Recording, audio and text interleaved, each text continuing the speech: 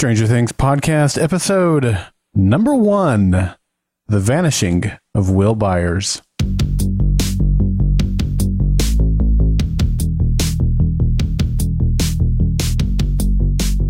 Hello and welcome to the Stranger Things podcast. I'm Darrell. I'm Addi. How are you? Good. Were you trying to eat the microphone? Yeah. You know, that's an expression when you tell somebody to eat the microphone. That means like get right up on it.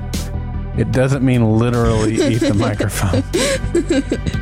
But I'm glad you're not afraid to get right up on the microphone. I should have gotten more applesauce. I'm hungry. Oh, well, it's so good to be sitting in the studio with you again, talking about Stranger Things. It's been several weeks since we recorded that introductory episode. Mm-hmm. And here we are finally getting our acts together and recording some real episodes of the podcast. So I don't know about you, but I'm really excited about that. I've memorized basically the entire episode. This is all your fault. It's taken so long. Well, it is my fault. I mean, I traveled for a week and I had to then prepare for that trip before I left and stuff. So yeah. And you know, the reason we are like what forced us to finally get into the studio and record these episodes is that you're going to be gone next week and then you're back home for a week.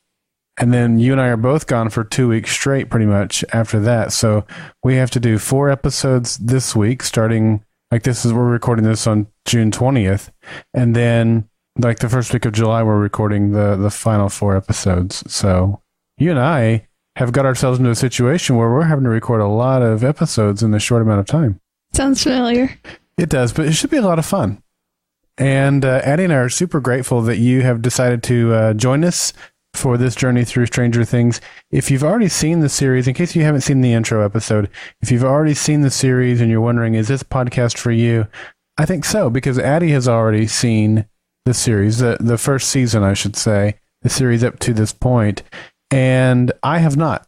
So if you have already seen the first season, then you'll be watching or listening to this podcast with Addison's perspective and probably laughing at me.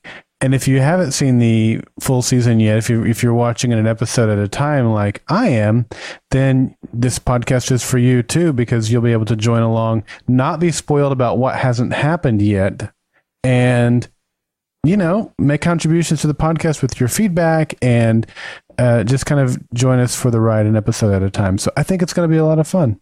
Cool. All right. Addison's very talkative tonight. This is going to be a problem. That's right. We'll get her warmed up here in just a minute. So for this episode, we are talking about Stranger Things Season 1, Episode 1. Who wrote and directed this episode, Addison? It's written and directed by the Duffer Brothers. That's right. Who are the Duffer Brothers? The creator of Stranger Things. That's correct. Just making sure you knew the most basic of trivia about Stranger Things. I said creator. I meant creators. Yes. They're brothers. What's their relation to each other? They're brothers. I just said that 3 seconds ago. Okay, just making sure you're listening to yourself. Okay. All right. Well, let's give you a brief rundown of how the episode's going to be shaped, what we're going to be doing in today's episode. And that way you kind of know what to expect, and you can even skip around to some of those other spots if you want to. We're going to get it kicked off with an episode recap. Then we are going to, the big part of the episode is just going to be discussing the actual Stranger Things episode. After that, we're going to take listener feedback, which we did get a contribution for today's episode, which I'm really excited about. We're also going to share our social media. We'll probably do that a few times throughout the podcast episode. Addison has picked out her quote of the week, so we will share that with you.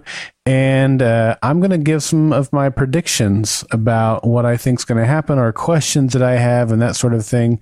I'll also talk about a few cultural connections that I picked up on as I was watching this episode. Then we'll talk about some news and rumors, which won't necessarily in this particular episode be a whole lot of news and rumors about the TV show, but we've got some other news related to our podcast as it ties into the show that we're going to talk about then. And the meme of the week. The piece de resistance. The meme of the week. Re-say that sentence right now. The meme. Sorry, I forgot it was French. The meme of the week. The meme of the week. That's what I said. No, you said Mimi and Mame. Yeah, something's wrong with your pronunciation. With you. All right. Addis and I are going to get this sorted out while you listen to the episode recap. November 6th, 1983, Hawkins, Indiana. In the lower levels of Hawkins National Laboratory, a scientist in a lab coat runs down a dark hallway, frantically pushing buttons and trying to operate an elevator. When the elevator arrives, the man enters and is seemingly safe. But then, something growls above him. Terror fills the man's face, his eyes widened. As the doors close, he's violently pulled upwards. Meanwhile, 4 middle schoolers, Mike, Dustin, Lucas, and Will, play Dungeons & Dragons in Mike's basement. The 4 boys want to play a while longer, as they've just encountered the fearsome Demogorgon. But Mike's mother insists it's time for them to go home. While Will and Dustin are riding their bikes home, they decide to race so that if Will wins, he gets one of Dustin's comic books. As Will pushes ahead, he rides onto Mirkwood, a road near Hawkins' lab. He's frightened by a mysterious figure in the middle of the road, and he crashes his bike. Will hears something in the distance which frightens him and sends him running home. However, the mysterious creature chases him. He tries to call for help, but the phone is not working. As the creature breaks in through his front door, Will runs and hides in a shed in the backyard of his house. He shakily loads a gun to fend off whatever is coming for him. The shed's dangling light bulb begins to flicker. A strange, guttural growl is heard, and Will vanishes. The next morning, Will's mother, Joyce, and his older brother, Jonathan, are unable to find him. Joyce calls Mike's house to see if Will stayed there, but Karen tells her that he left the night before.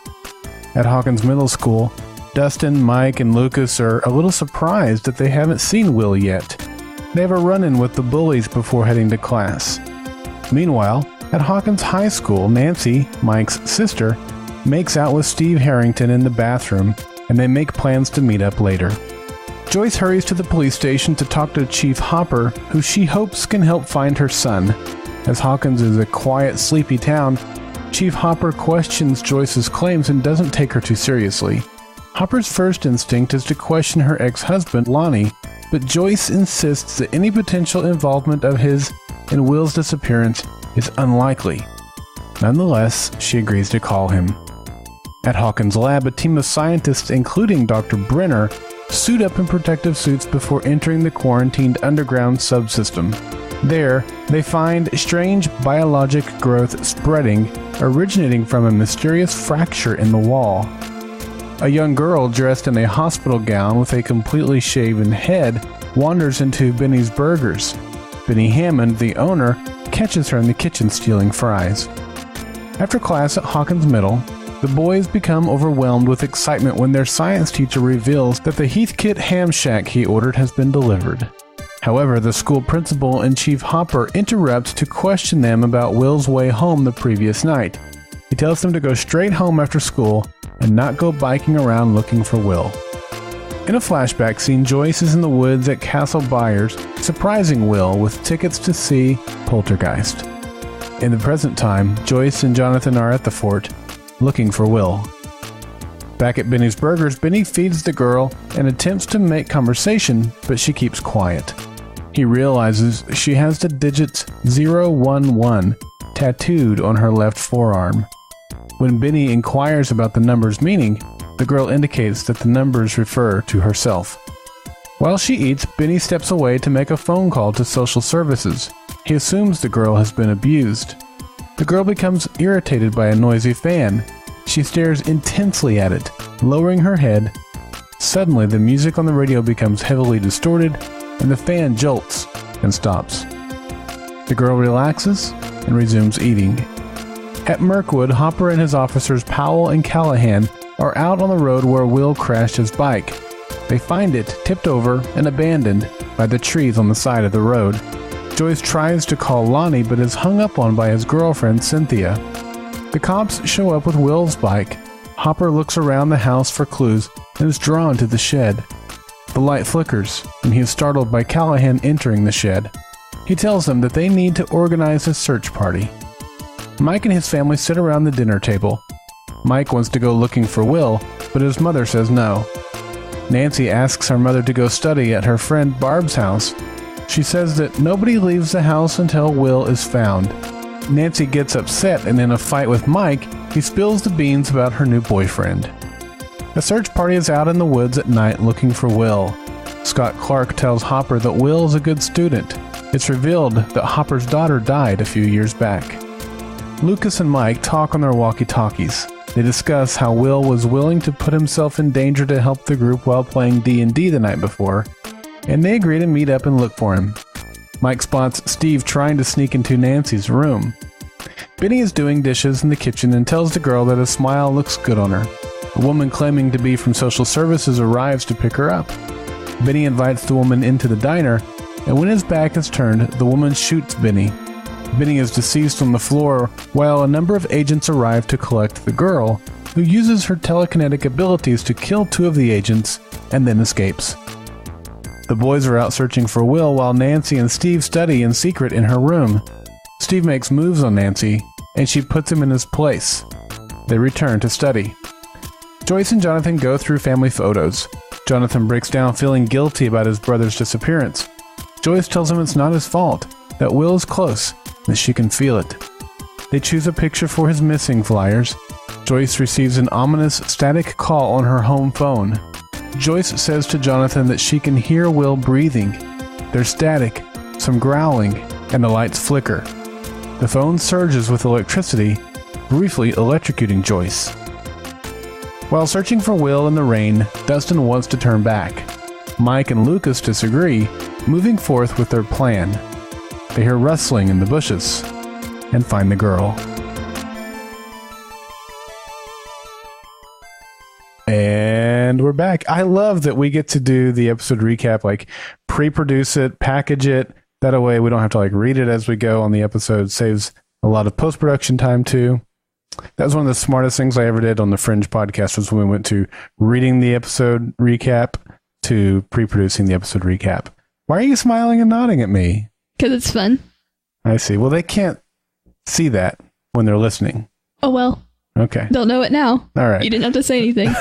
That's true. All right. How about some episode discussion? The episode starts, I love that it gives you the date, November 6th, 1983, and the place, Hawkins, Indiana. At the same time, I don't know, it feels like it could be just about any small town in America. Like, it didn't have to identify it, but with the location, the 80s definitely has the 80s vibe. I was devastated when I found out that Hawkins, Indiana isn't a real place. What? It's not a real place. Here's a little tidbit for you. On our Twitter page, which you can follow us on Twitter. Oh, by the way, in the last episode, the preview episode, we gave out our social media information, and we made a rookie mistake and gave out the information before we had actually set up the accounts. And we listed our Twitter account as Stranger Things GSM. That Twitter ID is actually too long to be a legit Twitter account, so we had to figure something else out. So we are Upside Down GSM. That's where you can follow us for reals on Twitter. So we set that up, and I put you put in your birthday and your place when you set up the account, and I put our birthday as November 6th, 1983, and our location as Hawkins, Indiana. You lied to them. I don't know. Maybe that's really where we were born and where we live. I like how they said November 6th. I mean, if it was 20 days later, it'd be better. It's my birthday. Not 1983, though. Oh, yeah, but still. 2003. 2002, Dad. I know. Just if you're paying attention. I really did know that. I know your birthday, and you know mine. We actually, this is an inside joke within our family that Addison is the one of my two children who actually remembers my birthday. And how old you are. That's right. That's right. And I got you Starbucks. So the first thing we see is the Hawkins National Laboratory, the U.S. Department of Energy. What did you think of the whole opening sequence? Like from that with the scientist freaking out all the way to Will vanishing in the shed, like that whole opening sequence. What were your thoughts on that? Well, I was kind of confused at first. I think because I watched this like a long time ago. I was like confused at first, and I was like, wait, why is he like running and stuff? And then whenever they were like playing the game, and then he like randomly stopped in the street because he saw like a figure. Mm-hmm. Whenever I first watched that episode, I didn't notice that he saw something. Like, I thought he just like stopped and fell or something. Okay. Like, I was like so confused because why did he do that? Yeah, but after I like rewatched the episode, it made a lot more sense. Yeah, it's funny you say that because I actually missed it too. What I missed though was that we actually saw the shadowy figure for a half a second. I realized that it was inferred that he saw the creature or something that scared him, but I missed that split second when we see the creature too. On my second rewatch, I'm like, how did you miss that? Because it's obvious, but... Yeah, I keep my brightness really low on my phone, and it's even darker whenever I watch Netflix and stuff. Yeah. So that's probably what happened. Yeah, that's probably it. So you mentioned last week, or in our introductory episode, that you saw the Mimi of the week, or you saw Mimi and it was she's crazy. That's how my friends introduced me, or something to that effect. And that she's our friend and she's crazy. Yeah. And then that caused you to realize that Stranger Things was a thing, and you went and watched it. And then after the first 15 minutes, you were like, this is good. Yeah. I think that was a pretty strong impersonation of you, if I remember how you said that. So when you said that the first 15 minutes, and this is good, was that up to that opening credits that you were talking about, or was it beyond that, or what part of the episode was that section you're referring to? I don't know.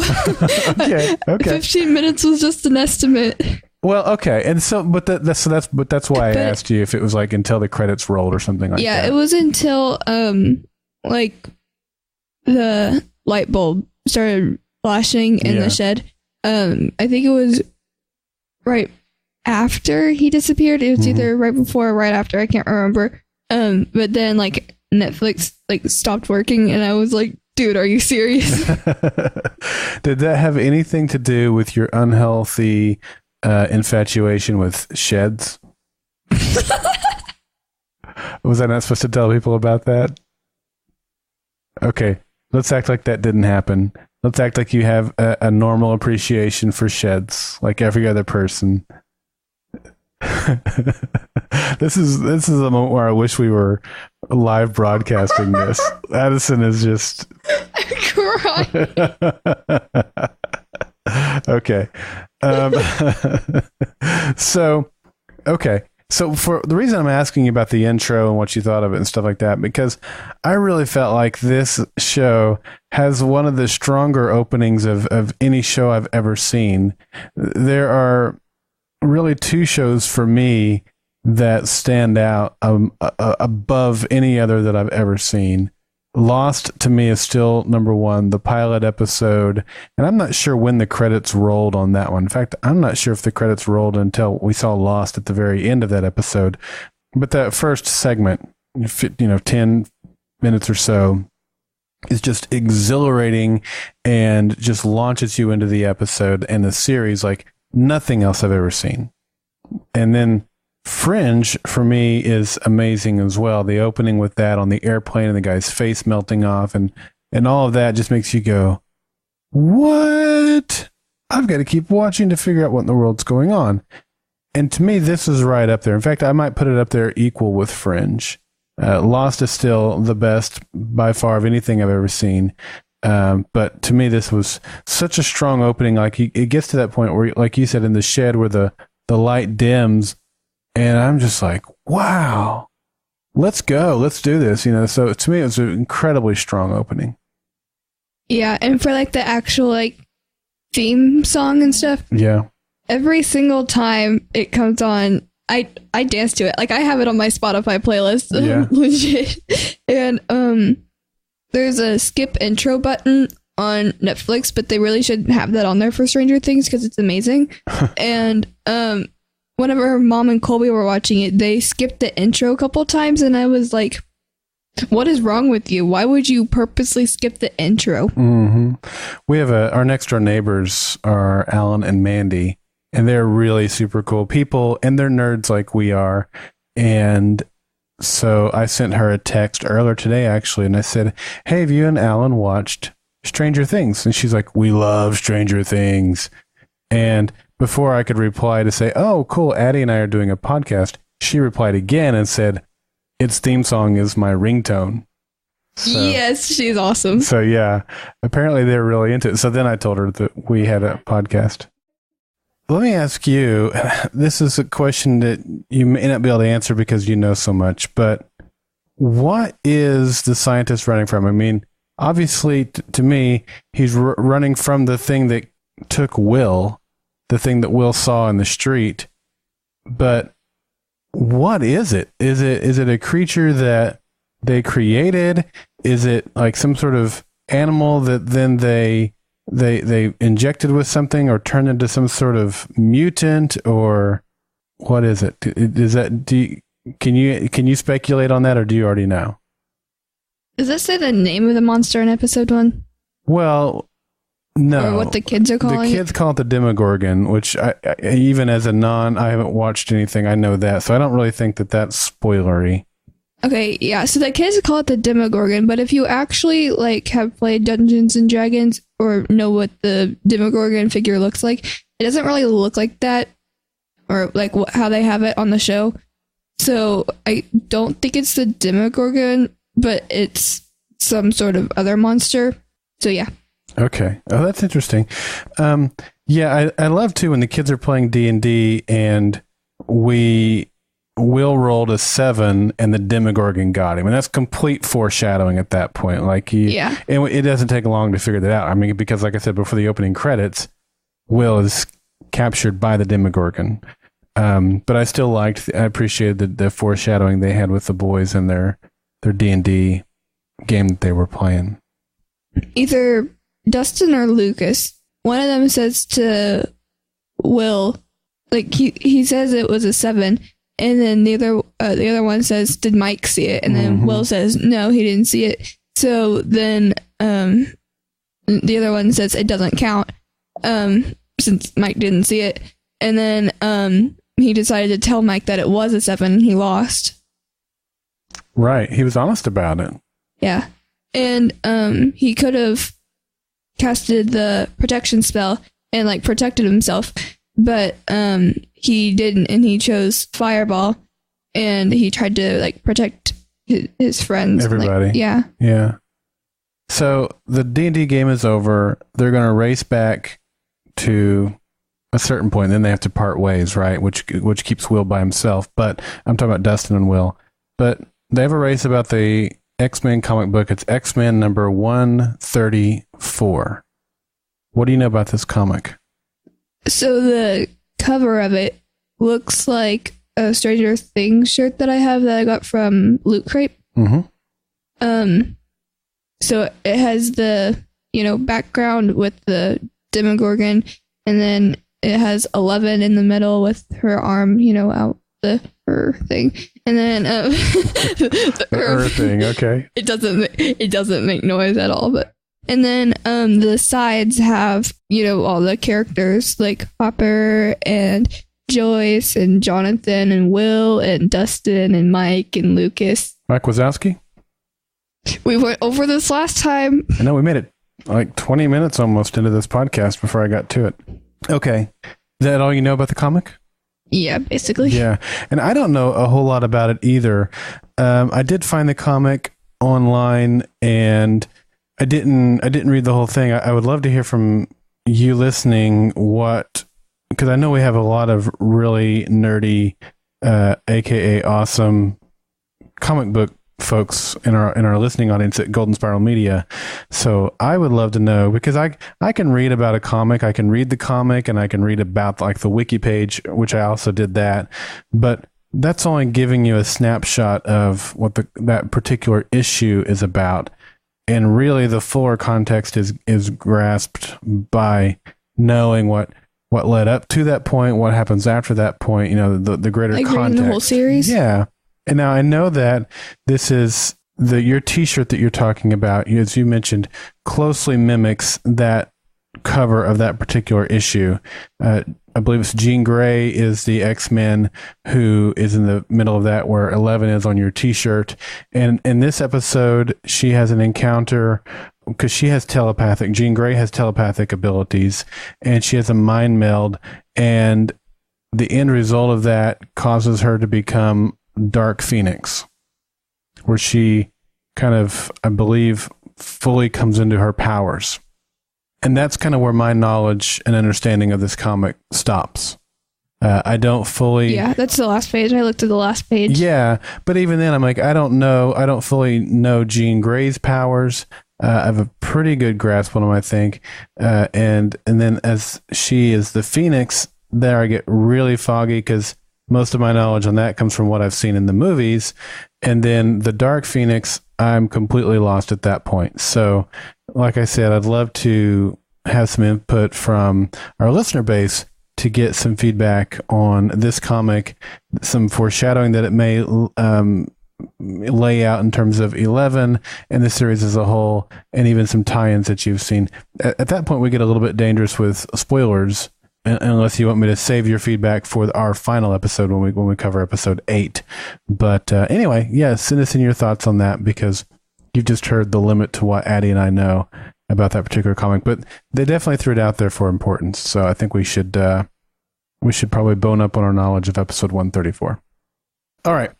So at this point in the episode, we have Will at home. Now, I wanted to share a story with you. This might freak you out, and you're about to go to bed here in a few minutes. So sorry if this gives you nightmares. So Will is in the house. He has ran home from after he crashed his bike. He ran home, locked the door. He's trying to call for help. And we see like this silhouette, right, of the Demogorgon.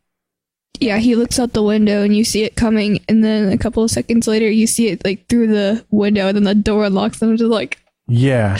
Okay. So we grew up... you've seen my house that we grew up in. It's outside of that small town that we went to that one time. Yeah. And so we lived about 2 miles outside of town, and our house had a one of those front doors with like a decorative pane, like a stained glass window type of pane, that was almost exactly the texture of what you see in the TV show. It was bigger than that. The window was bigger than that, but it was that same texture where it was translucent. You could just kind of see figures through it. You couldn't see definitions or anything. You certainly couldn't make out faces.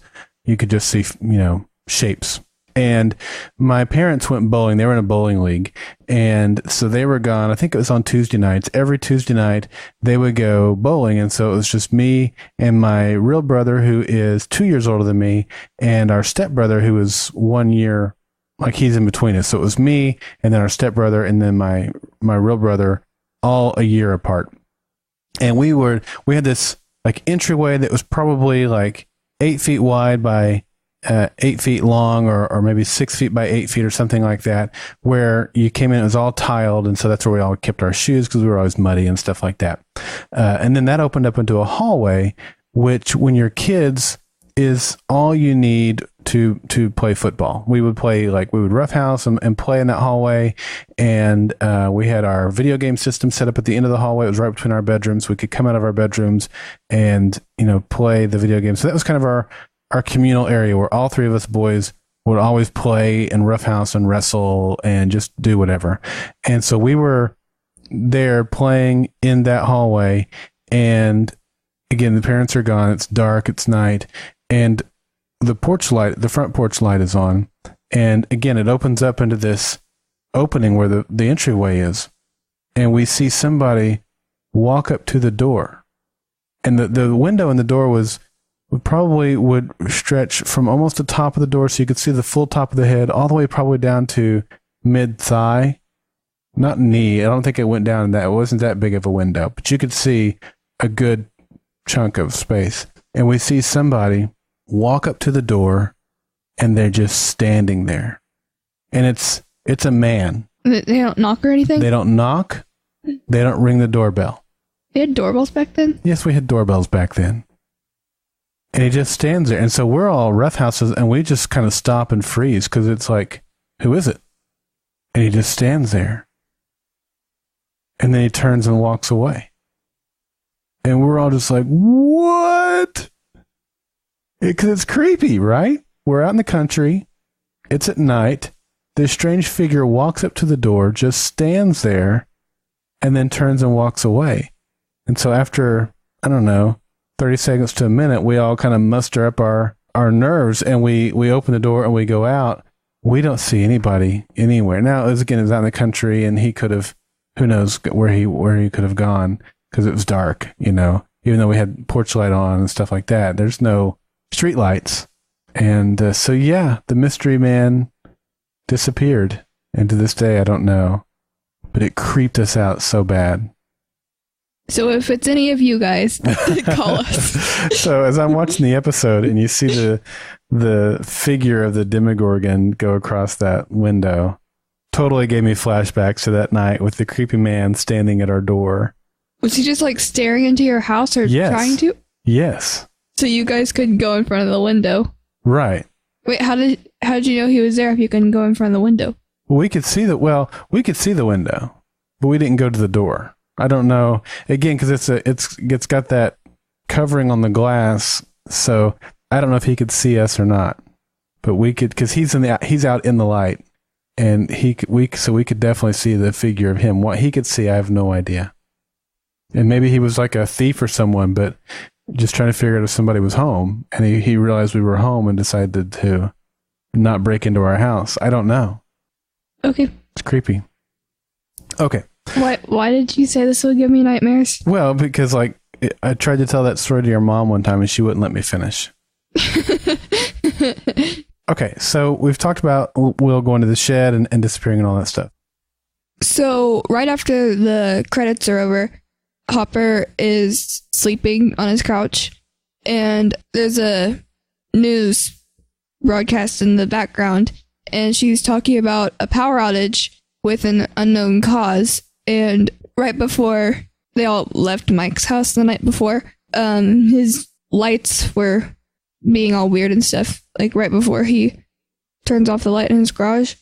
And then right before the Demogorgon gets Will, the light in his bike turns off and then turns back on. So that could have something to do with it. Yeah, I think so. I mean, we see, okay, so I'm really curious about when we see 11 later on and she turns off the fan. I mean, because that has something to do with electricity also, as an electrical fan. And now we see the Demogorgon, who came from the same place as 11. We're going to learn here in just a few minutes. He also seems electricity is impacted by him as well. So I'm just really curious about that.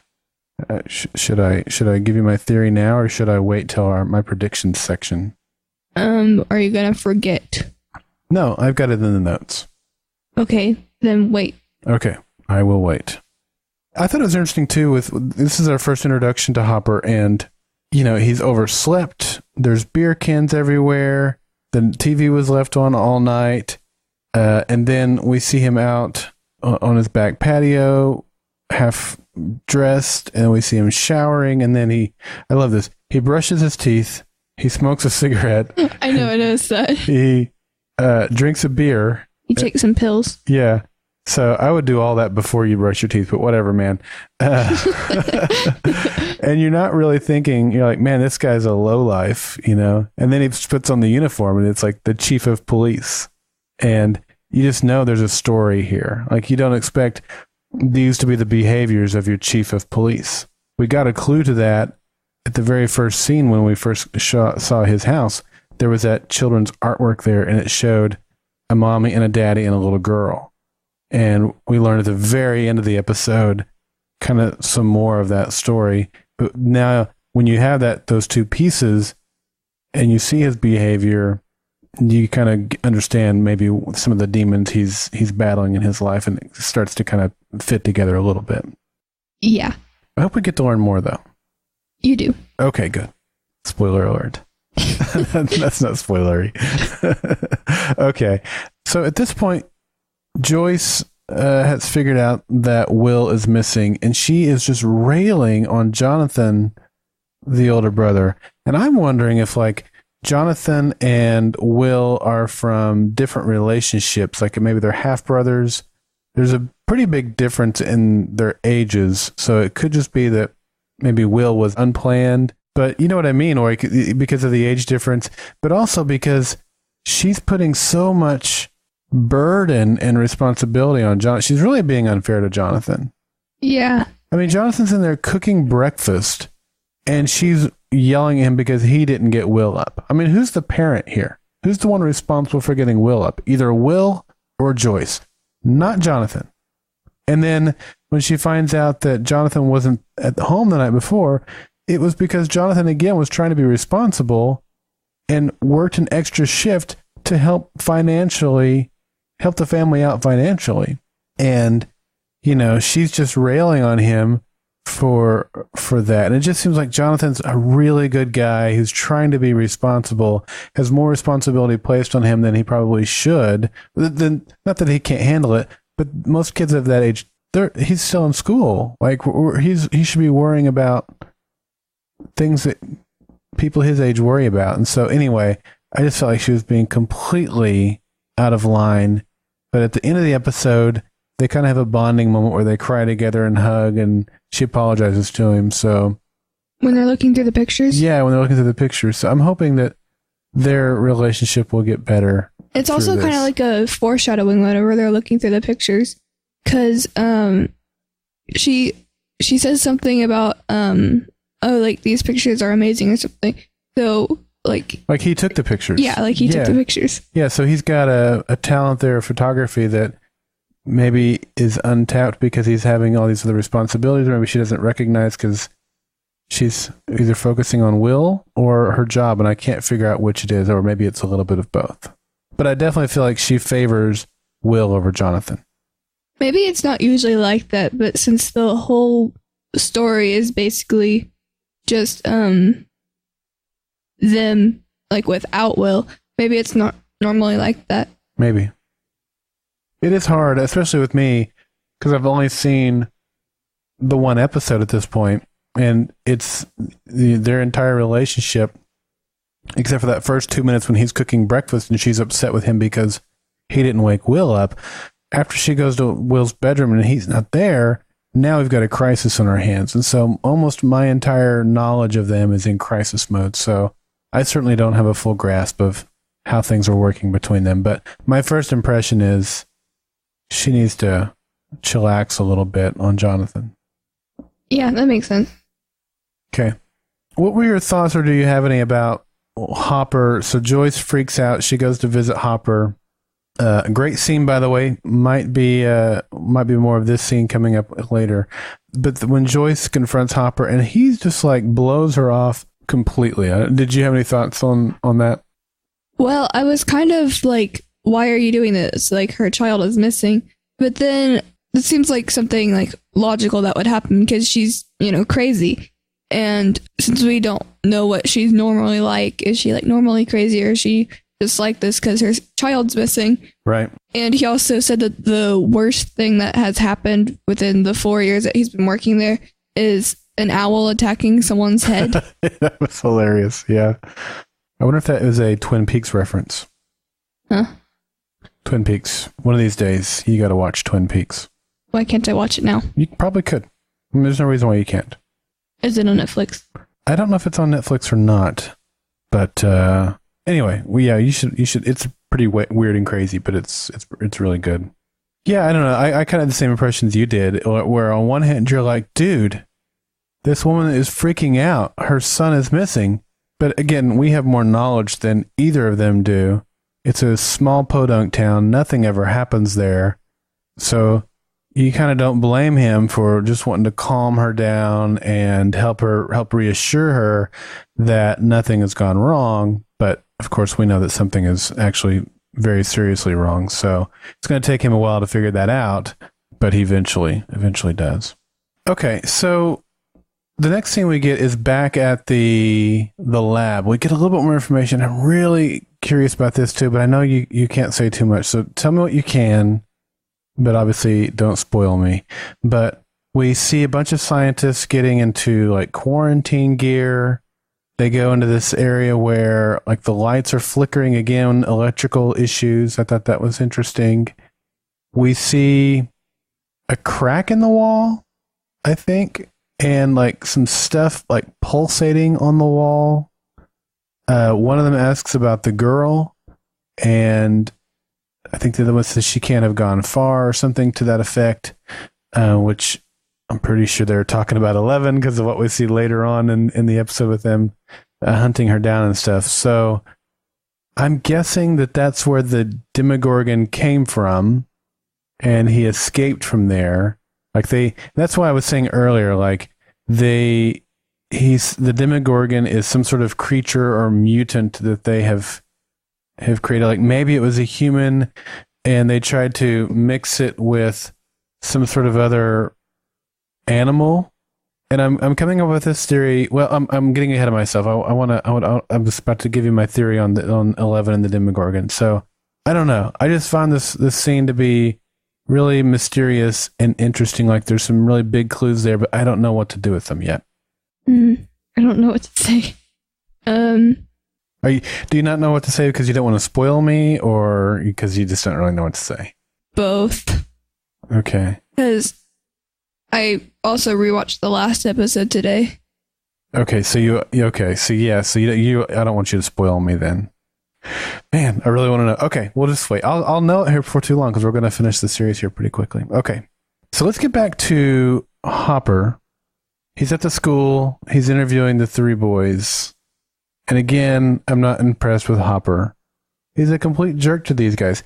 Now, in his defense, the three boys were completely disrespectful, couldn't stay focused, were being silly, and all that stuff. So I can understand why he was getting mad, but I don't know. I didn't feel like he had to be such a jerk to the guys. Yeah, I mean, he was kind of rude to them. And when he was telling them like a street name or something, they said it was like a reference to Lord of the Rings or The Hobbit or something. Yeah. And then Dustin just corrected Lucas. Right. Saying it was the other one. Yeah, that was like the first of like two back-to-back Tolkien references we got. We got the one there where they were fighting over it being Lord of the Rings or The Hobbit.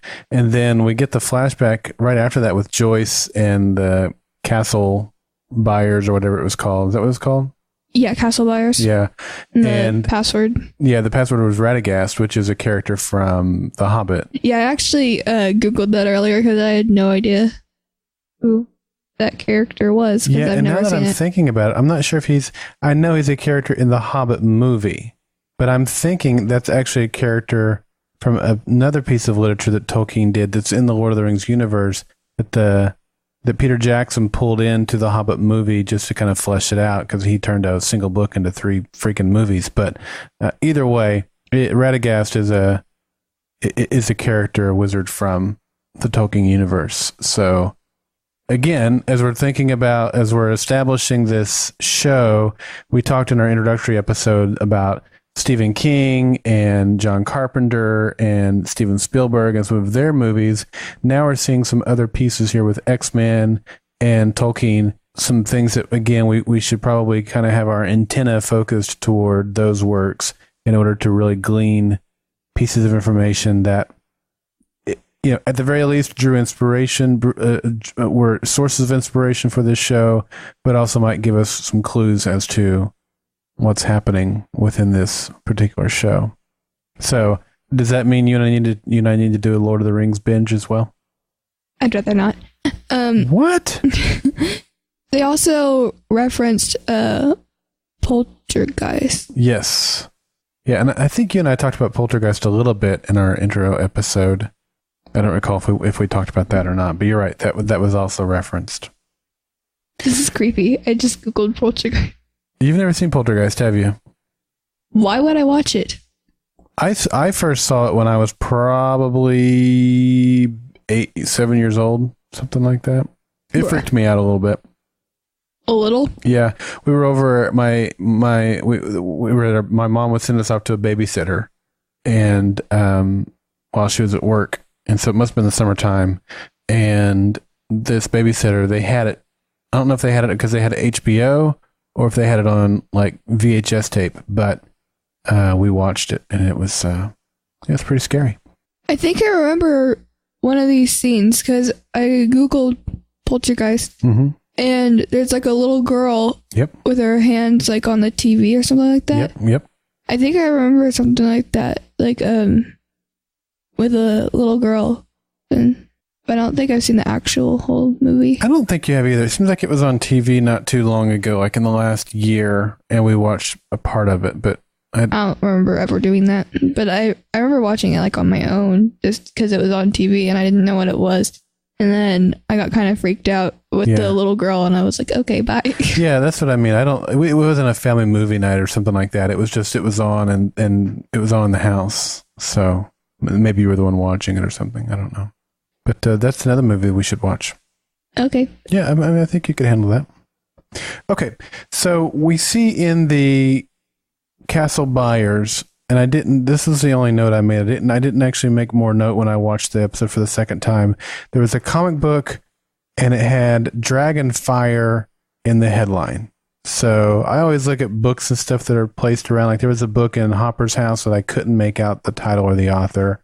But I always look for stuff like that as clues, again, as to what might be going on or sources of inspiration. So if you have information about that book, if there's more to it than I saw or missed, then please let us know. But anyway, I thought Dragonfire was something of note for sure, maybe foreshadowing or something like that. Okay, let's talk this. The rest of this stuff's going to get really interesting. So 11 shows up in the diner, and we don't know.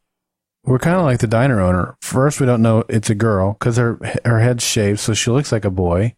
We don't know her name. But through the course of him interacting with her, and I loved this. I loved the diner owner character so much. What was his name, by the way? Benny Hammond. Okay. Benny, because at first he's like really protective. I mean, this person's in there stealing food. But within seconds, he realizes this is a person in need. I mean, she's in a hospital gown, and you can tell she's just not, she's a victim. She's not someone who's malicious about anything. And so he instantly turns into being upset with her to being compassionate towards her and trying to help her. And through that, I mean, with hardly any screen time at all, you really come to appreciate and care for Benny as a character. He gives her some food and he asks her about the tattoo. She kind of shirks away and tries to hide it. And then she says that's her name. So that's pretty interesting that she would have a number as a name. Do you have any thoughts or theories you can give me on that, or will you be spoiling me? You can tell she's not like from a very good place because she has like really limited vocabulary and she can't like speak that much. Yeah. And like it surprised him whenever she actually like said no. Like that's the first word she says in the whole show. So. Yep, good observation. Do you think that maybe does she not speak because she doesn't know how, or because the other thing we see her here in this scene, and I mentioned it earlier, it was her shutting off the fan with her mind. She has some mind control capabilities. So do you think that maybe she is just used to communicating with her mind and verbal vocalization is not something that she's accustomed to needing to use in order to communicate? Well, I think she would still have to like actually talk. So maybe like the place she ran away from, maybe she was like kept in a cell by herself, like in a room. So maybe she didn't talk that much, but I'm thinking she probably did because she would still have to interact with other like human beings. Yeah, she just doesn't trust him, and so she doesn't want to talk. Or maybe she's just because she's so emotionally unstable, she's scared and is kind of recoiled within herself. What do you think? I don't know. Okay. Yeah, I don't know either. I'm just speculating. Whenever he points out her 11 tattoo, she gets really defensive. Yeah, she does. And that tattoo, you see the tattoo on her arm. I mean, what it's also reminiscent of is the Jews during World War II, as they were rounded up by the Nazis and taken to concentration camps, they were all tattooed on the arm with they have these serial numbers and stuff like that. So when you see a tattoo, if you ever see one of those in real life, you instantly know what that person has gone through. And, that was a long time ago. So those people, there's not as many of them around as there once was. I've never seen one in real life. I've only seen pictures and things on TV and that sort of thing. But it certainly is reminiscent of that. When you see someone with a tattoo on their arm like that, it instantly takes your mind to that and all that's associated with the cruelty that the Jews went through during the Holocaust at the hand of the Nazis. And so, there's some imagery and some emotion that is immediately evoked by just seeing that tattoo on her arm. So for me, I see that and I'm like, whoever did that to her, now I see them as evil as the Nazis, for example. Make sense? I guess, even though that was like 40 years before Stranger Things took place. It was good math. It was, but still, that's again, seeing the tattoo on the arm is something that I don't know. I don't think that's accidental. I think that they placed it there to really help us understand the evil that she has gone through or she's been subjected to. Well, I have no idea. So okay. Well, I guess hopefully we'll find out as we learn more about her and her past. Okay, so bringing the episode to almost a close here. So she gets away. Okay, so that was crazy. What did you say his name was? Benny? Yeah. Okay, so Benny calls social services. They show up a few hours later, only it's not social services. This lady pulls out a gun and kills him. And my goodness, I was like stunned. My notes are, it's a lie. Diner guy is dead or just shot. And I was because like I said, he was so in that short amount of time, he had endeared himself to me as a viewer because of the care that he was showing towards her. So I hated to see him die. But what we get out of that is we don't really get to see Eleven do her thing, but we see the results, the aftermath of Eleven doing her thing to get away from the two goons with guns in the back of the diner. And she's pretty awesome.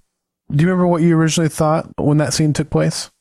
I was sad that Benny died because he was all like nice and stuff to her. And after rewatching it today, the lady who comes to the door, she said, or whenever he mentions that they got there really fast for being social services, because he said it was like an hour drive or whatever. Mm-hmm. She said, oh, the roads weren't that busy or something like that. So you can tell she was kind of lying since she came from a place that was probably like closer than that. Right. Yeah, since he was so surprised. I mean, it might be an hour away. No, not where she came from. Yeah, she was totally lying to him. Yeah. Do you remember any thoughts you had about 11 after this scene and like how she was able to take down those guys or do you remember what you might have thought or anything like that? Well, she killed the two guys. I don't know how she did it because one of the guys had like a mark on his forehead. Yeah. And I have no idea how that got there unless she stabbed them with like a fork or something. Yeah, I couldn't tell what kind of mark it was. It didn't look like a gunshot wound to me. Yeah, it looked just like a line scratch. Yeah, I thought it looked like a dirt, but now that we're talking about it, I'm wondering if it was a burn mark, like maybe she zapped him and that was like like if you were to, like a smoke mark or from a burn mark or something, not like a blister or anything like that, but you get what I'm saying? Zap him with what? I don't know. Her powers, like if she can control electricity, maybe she has the ability like Palpatine to like and use force lightning on them or something. Why are you laughing? Wouldn't it be awesome if she could force light? Wouldn't you like to be able to force lightning some people? I'm kidding, of course, but no, I think that maybe she has that sort of ability, or maybe even to fry their brain or something. All right, you just keep believing that. Are you telling me to don't stop believing and to hold on to this feeling? Don't stop. Cut that part out. What was? Oh yeah, it was like run 11, run. Yeah, like Forrest Gump. Oh, I was thinking go Diego, go. Oh, of course you are. Of course you are. Okay. We talked already about the scene where Joyce and Jonathan are picking out the pictures. What we didn't talk about in that scene was the phone ringing. Could you make anything out other than like a little bit of growling and some breathing? No. I couldn't either. But I'm guessing like the growling noise or whatever was from the Demogorgon. Yeah. And the breathing was probably from Will. I don't understand why he wasn't talking though. Well, that was my exact thoughts too.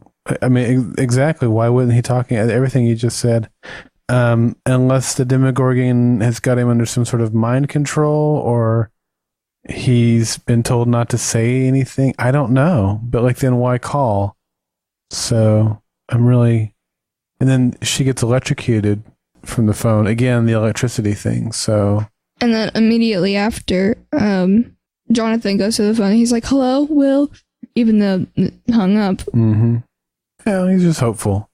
Okay, final scene. It's raining. The boys have got their own search party going, and they find the spot where Will's bike was found because the police have left like a marker there, and then it starts raining. And Dustin says something like, "Don't you think it's a bad idea that or like something could have like taken him or." Something like, don't you think he saw something and like that's why he's gone, and we're going to the exact same place that it happened? Like, isn't that kind of a bad idea?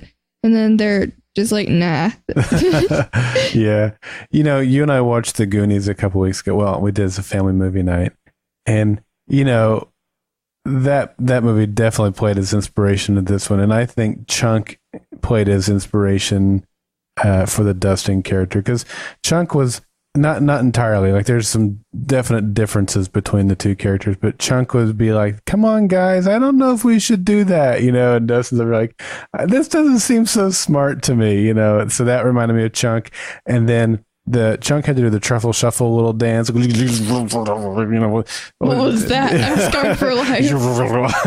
To get into their house. Well, Dustin had to do the arm pop thing to get away from the bullies at school. So that was a scene that kind of reminded me of Chunk. But yeah, this scene definitely where he's like, "I don't think this is very smart," totally reminded me of Chunk from The Goonies. Okay. Okay. So it's raining. I can't remember which one of them says, "Hey, wait, I hear something." Which guy was that? That was Mike. Mike Wazowski, that's right. And there they see her, 11. So I'm like really excited now because I feel like this was a great ending to the show. Like I mentioned how good the beginning was. Well, this ending was great too because we saw 11 do something. We didn't see it, but she took out those bad guys. And I know that the story is very much about this group of kids, and now they're together. Like 11 is my understanding, is part of that group. And so like now she's joined that group, and so there's going to be, I feel like the show's set up to take off now. And so that's what really excites me when a pilot episode ends and you feel like it's a bird ready to soar out of the nest and take on this adventure. I don't really visualize TV shows like that, Dad. That's what I kind of felt like this one was doing. All right, you just keep feeling like that. Well, what did you think of the ending? Yeah, I like how they ended it with them meeting 11, because then it's also kind of like a border for me. Like, okay, anything about them like doing stuff together, don't say it because it's a spoiler. But yeah, I like the ending of it. Okay, I can appreciate you not wanting to spoil me. Thank you for that. All right, well that's going to wrap up our episode discussion. Let's move into our listener feedback. we have one contribution for this week's episode. We'd love to hear you be a part of our future episodes. As I mentioned earlier, we're recording this week, the week of, what are we doing today? June 20th. So this week through Sunday, we're recording chapters 2, 3, and 4. 1, 2, 3, and 4 are all happening this week. So if you've got some thoughts on those episodes, please send them in right away, and we will include those. You have a little bit longer than that technically, because if you send it in even after we've recorded, I can always kind of add it in as long as we haven't released that episode. And the release schedule, I think we're still going to release one a week, but we have to get these recorded before Addi and I head out of town. So, but bottom line is, don't delay. Send in your thoughts and feedback, because all the episodes are out there. So you can go ahead and do that. Again, as a reminder, please keep your thoughts and feedback episode specific, or anything that's happened prior to that specific episode. So if you send in thoughts for chapter 2, for example, you can openly discuss chapters 1 and 2, but not 3 until we've seen chapter 3. Make sense? Yeah. Okay, so with all the, and here's the information to do that, goldenspiralmedia.com/feedback. There you have a variety of ways to send in feedback. Or if you want to give us a call, that number is 304-837-2278. That goes straight to voicemail, and you can just leave a message, and we'll play it. And this is from Jeff, and here he is.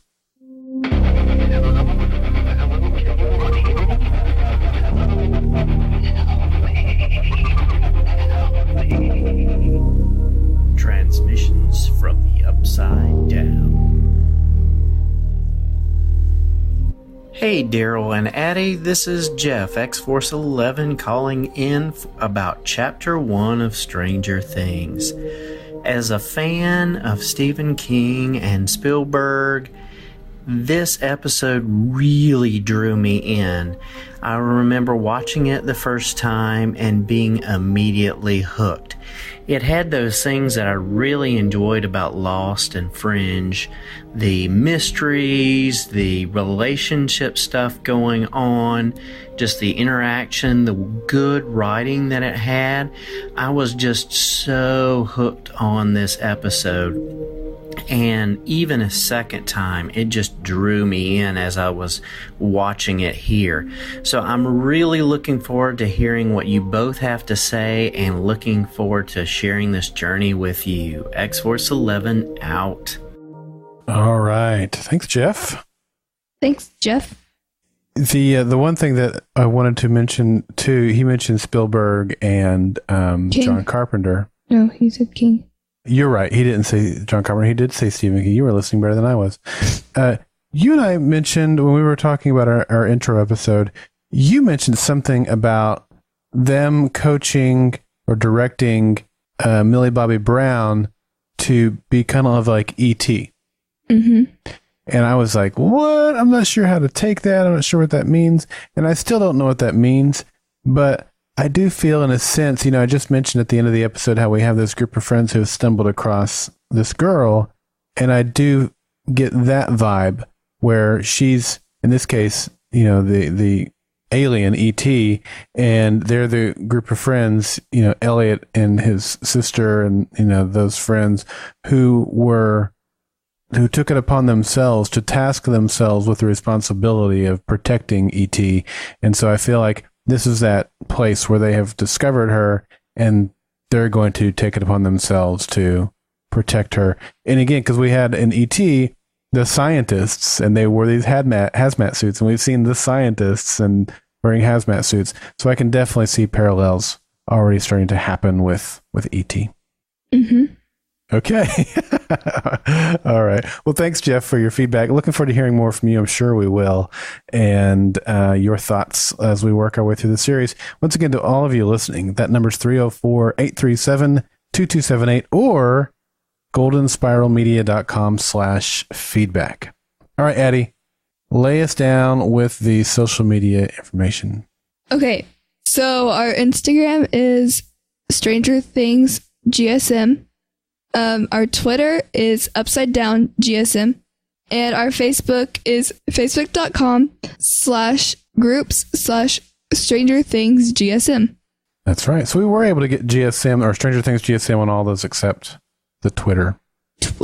Ugh. Yeah, that's okay. So we'd love to have you join our conversation over there. Addi is our social media guru, so you'll be interacting primarily with her. But I guess on Facebook it's primarily me, and on the other places it's probably primarily her. But we'd love to talk Stranger Things with you, and it'll be fun too as we work through and season 2 stuff starts coming out and all that. That's going to be a whole lot of fun. Addi and I are going to San Diego Comic-Con in a couple weeks. That's one of the things I said we were going to be traveling. Well, that's one of the weeks we'll be gone. We'll be there 6 days, and I'm sure there'll be some Stranger Things stuff happening while we're there. I hope so. Yeah, I do too. All right, Addi, it is time for Quote of the Week. Now, Addison's going to be picking these out most of the time, and I think she has a pretty good one. What's your criteria for a quote of the week? What are you looking for? Something funny, something short, and something that doesn't require like a whole conversation to understand the point of. Mm-hmm. So, yeah. Okay. Well, I think I probably pulled more of the quote than you might have been intending, because I like to have the full context of it. This is, how long is this quote? Yeah, no, I pulled about 30 seconds. Let's listen to it, and then you can tell me how good I did. All right. Good of you to show. Oh, hey, morning, Flo. Morning, everybody. Hey, Chief. Damn. You look like hell, Chief. Oh, yeah? Yeah. Oh, I look better than your wife when I left her this morning. While you were drinking or sleeping or whatever it is you deem so necessary on Monday morning, Phil Larson called, said some kids are stealing the gnomes out of his garden again. Oh, those garden gnomes again. Well, I'll tell you what, I'm going to get right on that. On a more pressing matter, Joyce Byers can't find her son this morning. Okay, I'm going to get on that. Just give me a minute. Joyce is very upset. Flo, we've discussed this. Mornings are for coffee and contemplation. Chief, she's... Coffee and contemplation. Flo. Yeah, Flo, get it right. Yeah, come on, Flo. So the quote that you were looking for is mornings are for coffee and contemplation. Yeah. I mean, you don't really need all like that stuff before it. I mean, you could probably cut that out, but yeah. I mean, it's just the one sentence. I know, but I like to have the whole setup of, because it's mornings are for coffee and contemplation is funny when you see and hear the whole scene. Whenever I first like saw this quote or whatever, probably on Instagram, it was after I watched the show and I was like, wait, when did they even say that? So then whenever I rewatched it, I realized like, oh, that's where that part's from. So yeah. I'm glad you pointed it out, because I actually didn't think anything of it the first time either. So when you mentioned it to me after I'd already seen it the first time, then I had my radar up for that scene when I rewatched it. And I love it. I love the quote. It's a good one. Nice job. Thanks, bro. In fact, I would say, let me just skip ahead in our outline here to the Hawkins report, because this is just a perfect little segue. The Hawkins report is the section in our podcast where we're going to have news and rumors. And we've got two pieces, and I mentioned this at the top of the show. These aren't necessarily, this week specifically, are not news and rumors about the show. We will have some of that down the road. But for today, we have two pieces of information that I want to tell you about. The first one ties into that quote, and that is, wouldn't it be cool to have a t-shirt that had maybe a coffee mug on it and that said, mornings are for coffee and contemplation? Wouldn't that make a cool t-shirt? That would be a very cool t-shirt. Wouldn't it be cool if you could like buy a t-shirt that had the Stranger Things podcast logo on there? That would be a slightly less cool t-shirt. Yeah. Maybe if you went to goldenspiralmedia.com/shop, you could get your hands on such a t-shirt, or maybe even a coffee mug itself that says mornings are for coffee and contemplation. So go check that out. goldenspiralmedia.com/shop. It's a new shop that we've set up, and we'll be adding some more stuff to it that are Golden Spiral Media at large, not just Stranger Things. But yeah, go check it out. goldenspiralmedia.com/shop. Now, the other thing we wanted to tell you about this week is we mentioned the Loot Crate. You mentioned your Loot Crate t-shirt that you got. That was part of, I think, April's Loot Crate. Loot Crate, if you don't know, it's a geeky box that you get in the mail every month. And we've been doing it for 2 months. We get our third box. I think it's actually going to show up this week. And there's a theme each month. Like the first month we did it, and the reason we got it was because it was investigation was the theme. And so there was something from the X-Files and Batman and Jessica Jones and Stranger Things. And we were all like, yes, all of those things, please. Gets the t-shirt and an extra large. Thanks, Dad. It was large, thank you very much, and it shrank to fit you, so you're welcome. It's still slightly big on me. Okay. I wear a small, not a medium. We didn't know which item was going to be Stranger Things, and that's the thing. You don't know. You know what the themes are, but you don't know which items they were going to be. If we had known the t-shirt was going to be Stranger Things, we would have ordered it in your size. But anyway, so go check that out. But also, Loot Crate from time to time, and I'm fairly new to Loot Crate. I mean, I've known about it for years, but we just now started participating in it. They do these special edition boxes, like they've done a Star Wars box in the past, and I don't know what else. But they currently, right now, have a Stranger Things box, and it's like a pre-order. It's not going to ship until closer to when season 2 premieres. But what I don't know, because I don't have a lot of experience with them, is if they will sell out before then or not. So I don't know. All I'm saying is they have a Stranger Things box, and it looks really cool. It's valued at $111, and you get it for $60 plus $10 shipping. So it's really $70, and it's valued at $111. I see what they did there. You can go over to goldenspiralmedia.com/loot, and that link will get you $5 off your first Loot Crate, and it will earn us a $5 credit. So that's pretty neat. Helps both of us out. goldenspiralmedia.com/loot, and go check out Loot Crate at large and also the Stranger Things Loot Crate they have up for grabs right now. Well, how neat is that? All right, let's talk about predictions, Addison.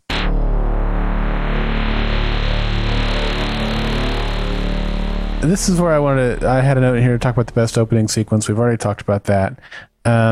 What is the monster is another thing that I wanted to kind of talk about. And I shared some of my ideas already.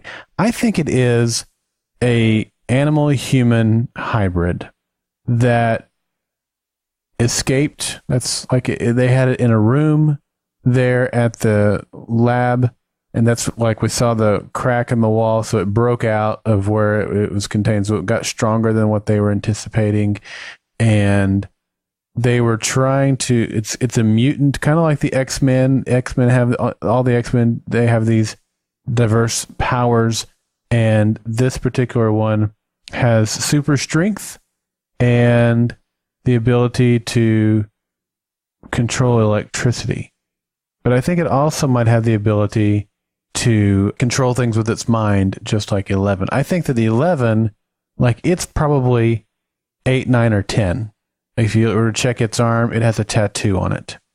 It says 8, 9, or 10. It's a previous iteration of what 11 will become, or would have become, had she stayed around. Maybe not as grotesque as it appears to be, because they're figuring things out. Like I think that probably the scientists' ideal is to have whatever they're trying to create with these superhuman powers and stuff, but to have it still look human, where the Demogorgon clearly doesn't look human from that glimpse we saw of it and stuff like that. So anyway, that's kind of my theory on what the monster is. Can you comment on that at all? Or again, I don't want to be spoiled, so. Okay, she's shaking her head no. All right. My next thing I want to talk about predictions are concerning Will. Like, what happened to him? He vanished. It says it in the title, Dad. Well, thank you. Oh, that settles that. Gosh, I wish I had thought of that. No, but I mean, like, where is he? If the Demogorgon took him and the Demogorgon escaped from the scientists, then the Demogorgon wouldn't have taken him back to the scientists. So, like, did the Demogorgon go find a place to hide out in the woods and Will is with them? And if so, then how could he use the phone? Like, how could Will use the phone? That doesn't make any sense. Unless, again, because the monster, the Demogorgon, has telepathic powers, maybe he can control the phone and make it ring with the power of his mind, or its mind, whatever it is. I don't know. But is Will dead, and will he return, are two questions that I have in mind. because they're looking for Will. You know, you mentioned Twin Peaks earlier. We were talking about Twin Peaks, and the big question there was who killed Laura Palmer.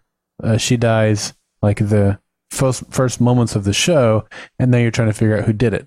So that's kind of where I feel with this show. It's like, okay, Will vanishes in the first moments of the show, but when is that question going to get answered? When they answered the question of who killed Laura Palmer, Twin Peaks took a completely different turn. The dynamic of the show changed drastically. But I don't feel like that's the case here. I feel like we need to know the answer of where he is he dead, and will he return alive on the show? And I think he is alive, and he will return alive. I just don't know if it's going to be like that. May be the cliffhanger of season 1. In fact, I'll just make that my prediction. The cliffhanger of season 1 will be the return of Will. But he might be like disoriented, maybe not even know who he is or where he's at. He won't be the same, at least not at that point. So that's my prediction. That's my bold prediction. Never do that again. What? Okay. And then 11 in the Demogorgon. This was another thing I want to talk about. I already kind of mentioned it. I think the Demogorgon is a previous iteration in the scientific process of whatever they're doing at the lab. The Demogorgon is a previous iteration of what they're trying to ultimately create. And 11 is also one of those experiments. Okay. Anything else you want to add to that, or any predictions that you've seen the whole first season, so I don't know how you could. I just don't. I hate hogging the whole segment, but I don't know what else to do in that segment. All right. So nothing from you on the predictions. Let's move into the final segment of the week. Meme of the week. Meme of the week. Stop breathing up forever. Wow. Okay. What's the meme of the week, Addi? The meme of the week is there's a lady on the ground. That's the picture. And then the caption is me when I saw the Stranger Things season 2 trailer. Because I literally screamed whenever it came on. You did. I think this lady is from the I've Fallen and Can't Get Up commercial. Oh, yeah. So it's mom. Wow.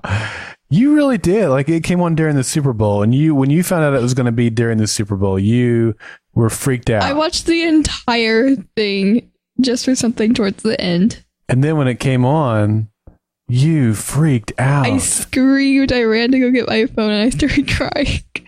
And then, yeah, you videotaped it. Listen to me. Well, you got out your big VHS camera and you videotaped it. Was it fun walking to school? Shutty. Both ways. Shutty. Barefoot in the snow. And then you got online and started rewatching it. Like you found it on YouTube or something like that and you started rewatching it. Is that right? I don't remember doing that. I thought you did. Maybe you were sharing it with your friends. I know I posted it on my Instagram, but I deleted it. Or I might have posted on my Stranger Things fan page. Well, cool. I like your meme of the week. It's very nicely done. Yeah, I like the meme of the week too. We also got a contribution over on our Facebook page. I thought I would mention that this week. This came in from Jeff, who we heard feedback from just a little while ago. It's 11 sitting in the diner looking at that fan, that death stare that she's giving the fan. And he has photoshopped a pair of headphones on her that, by the way, look like a 1980s era Walkman headphones. Nicely done, Jeff. And the caption says, she listened to the podcast. She gave it an 11. That death stare is how I look at you whenever you say Mimi or Mame. Excellent.